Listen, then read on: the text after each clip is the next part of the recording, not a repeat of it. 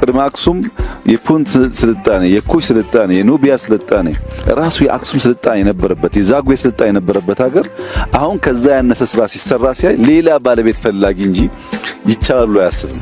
አንድ ፕሮጀክት ብቻ አይደለም፣ የሆነ ሰፈር የመለወጥ ጉዳይ ብቻ አይደለም።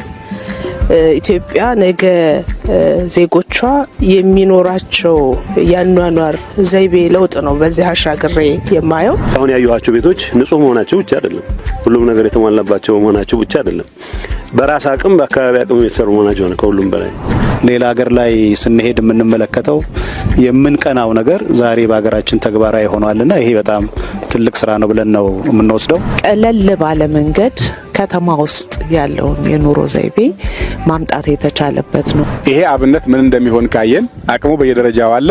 ሁሉም ሰው በዚህ መንገድ ከወሰደው መላው ኢትዮጵያን ይሄን የማድረግ አቅም እንዳለን ይታያል። የእሳቤ ስብራት በተግባር ቁም ነገር እንዳንሰራ ያደርገናል። እንችላለን፣ እኛም ማንችለው ነገር የለም። እንዳንችል ያደረገን የትኩረት የአቅጣጫ ስህተት ነው። እሱን ካስተካከል እንደሚቻል አይተናል። ማስፋትም እንዲሁ ይቻላል።